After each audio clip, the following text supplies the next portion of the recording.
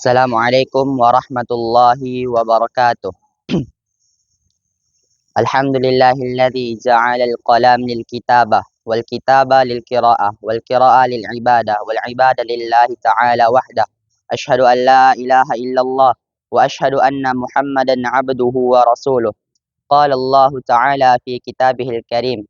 Ya ayyuhalladzina amanu taqullaha haqqa tuqatih wa la tamutunna illa wa antum muslimun.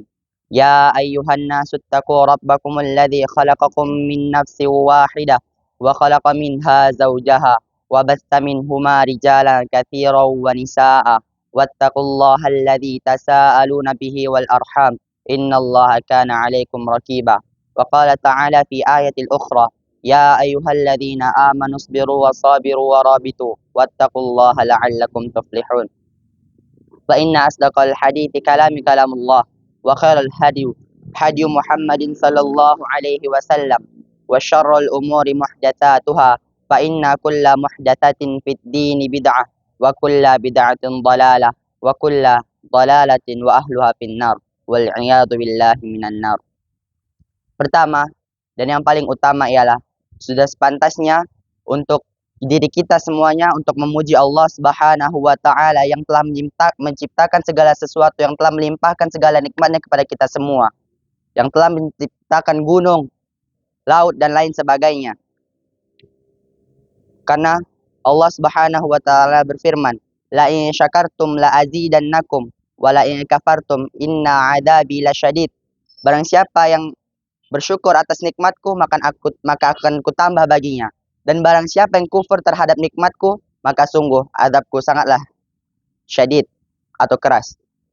Kemudian selawat dan salam sudah sepantasnya dan seharusnya untuk kita ucapkan kepada Nabi Muhammad sallallahu alaihi wasallam, Nabi junjungan alam yang telah membawa kita kepada dari zaman kebodohan hingga zaman yang penuh dengan ilmu pengetahuan sehingga kita mudah untuk menuntut ilmu agama. Dengan lafaz Allahumma salli wa sallim wa barik wa zid wa an'im ala abdika wa rasulika Muhammadin ibni Abdillah sallallahu alaihi wasallam. Semoga dengan memperbanyak selawat kepada beliau kita akan mendapatkan syafaatnya yang di hari di mana tidak ada syafaat, tidak ada naungan kecuali naungan Allah. Semoga dengan kita banyak berselawat kepada Nabi Muhammad sallallahu alaihi wasallam, Allah memberikan naungan kepada kita melalui syafaat Nabi Muhammad sallallahu alaihi wasallam. Agama kita, agama Islam adalah agama yang sempurna. Agama yang menuntut para penganutnya untuk menjadi orang-orang yang baik. Orang-orang yang baik pada manusia, kepada hewan ataupun makhluk lainnya. Dan sehingga Allah Subhanahu wa taala memerintahkan bagi para pelaku kesalahan untuk meninggalkan kesalahan tersebut dan bertobat pada Allah Subhanahu wa taala. Agar apa? Agar mereka menjadi insan-insan yang baik.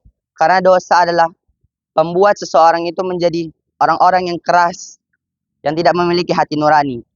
Allah berfirman, "Wa idza fa'alu fahishatan aw dhalamu anfusahum dzakarullah fastaghfaru li dzunubihim wa may yaghfiru dzunuba illa Allah wa lam yusirru 'ala ma fa'alu wa hum ya'lamun."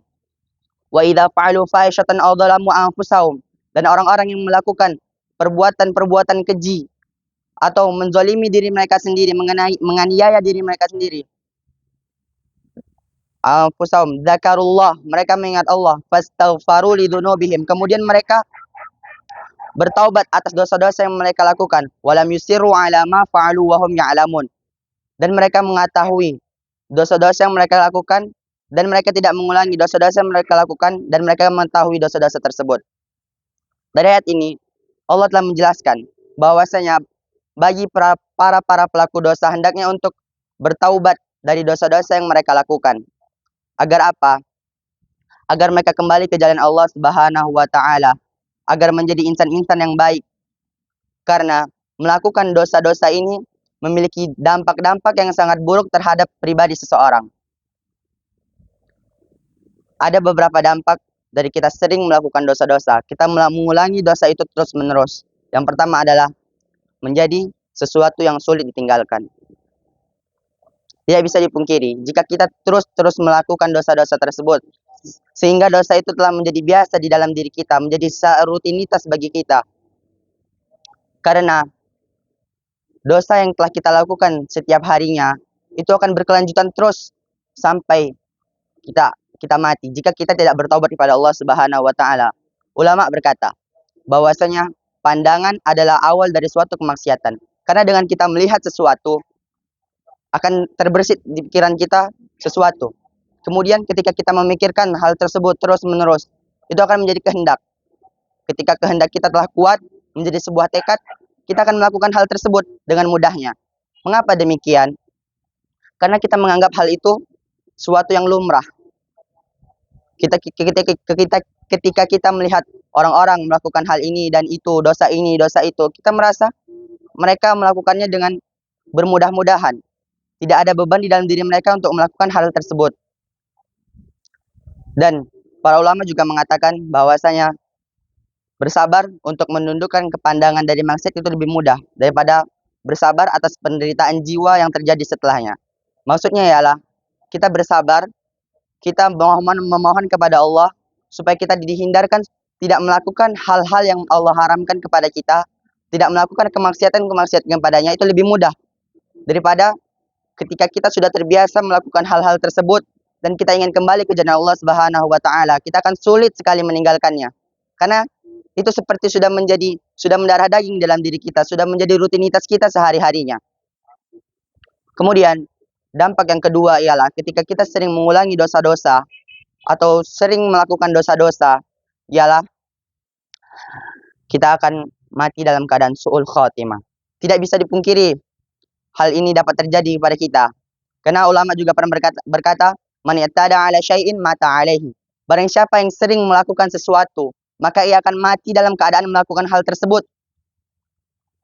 Contohnya seorang peminum khamar yang setiap harinya dia melakukan hal tersebut, minum khamar, berjudi dan lain sebagainya. Nauzubillah, dia akan mati ketika ia melakukan hal tersebut. Ada sebuah cerita dari seorang DPRD di salah satu kota di Jawa Tengah. Dia mati di hotel dengan seorang wanita pelacur. Diduga dia meninggal karena overdosis obat-obat terlarang dan minuman-minuman keras. Mengapa ia bisa mati dalam keadaan bermaksiat pada Allah? Mungkin saja dianya telah sering melakukan hal tersebut sehingga dia mati dalam keadaan itu. Itu salah satu contohnya. Karena tidak bisa dipungkiri, kita akan mati dengan kebiasaan yang sering kita lakukan. Ketika kita melakukan sebuah banyak kebaikan, kita akan mati dalam kebaikan. Ketika kita sering sholat, zikir dan lain sebagainya, mungkin Allah akan mematikan kita ketika kita sedang sujud. Dan sebaliknya seperti itu juga, orang-orang yang sering melakukan kemaksiatan pada Allah Subhanahu wa taala, sering menyekutukan Allah Subhanahu wa taala, mungkin dia akan mati dalam keadaan syirik dan lain sebagainya. Kemudian dampak yang ketiga ialah para pelaku dosa yang melakukan dosa terus-menerus, dosa yang awalnya mereka lakukan kecil tersebut bisa menjadi dosa yang besar. Mengapa demikian? Orang yang sering melakukan dosa kecil terus-menerus menganggap dosa itu remeh akan menjadi dosa besar. Karena Abdullah bin Abbas berkata, "La saghirata ma'al israri wa la kabirata ma'al istighfari." Tidak dianggap dosa kecil ketika seorang itu melakukannya dengan terus-menerus, dan tidak dianggap dosa besar ketika seorang itu setelah melakukan dosa itu bertaubat kepada Allah Subhanahu wa taala. Hadis riwayat Baihaqi. Maksudnya ialah ketika seorang yang meremehkan satu dosa kemudian dia melakukannya terus-menerus, maka dia akan dicap menjadi seorang yang fasik. Kemudian dia masih melanjutkan dosanya tersebut, dosanya menjadi dosa besar. Kemudian terus melanjutkannya, dia bisa keluar dari agama Allah Subhanahu wa taala. Yang awalnya mungkin dia melakukannya tapi masih menganggap ini dosa, terus melakukannya, lama-kelamaan dia akan menganggap ini hal yang biasa, tidak ada kemudaratan di balik ini semua. Ini hal yang lumrah. Orang banyak melakukan hal tersebut. Mungkin dia akan berpikir seperti itu. Seorang penjudi yang awalnya berjudi, dia mengetahui bahwa judi ini haram, yang kemudian dia melakukannya terus-menerus sehingga dia tak sadar, sehingga dia merasa bahwa judi yang ia lakukan tersebut adalah hal yang lumrah sebagai hiburan dan lain sebagainya.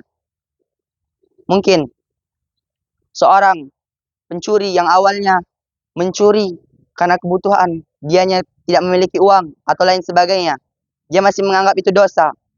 Kemudian lama-kelamaan dia menganggap bahwa itu sebagai mata pencaharian dia atau lain sebagainya. Dia tidak menganggap itu suatu kemaksiatan pada Allah Subhanahu wa taala. Jadi, poin penting yang harus kita ambil adalah janganlah kita meremehkan dosa-dosa yang kita lakukan. Hendaklah ketika kita melakukan dosa, hendaknya kita segera bertobat kepada Allah Subhanahu wa taala. Memang Rasulullah Shallallahu alaihi wasallam bersabda, "Kullu bani Adam khata'." Semua anak cucu Adam pernah melakukan kesalahan. Tetapi sebaik-baik orang yang bersalah adalah at-tawwabun, orang-orang yang bertaubat kepada Allah Subhanahu wa taala ketika ia melakukan kesalahan, ia sadar kemudian bertobat kepada Allah Subhanahu wa taala, melakukan kesalahan lagi bertobat kepada Allah Subhanahu wa taala. Niscaya Allah akan mengampuni dosa-dosa yang mereka lakukan tersebut.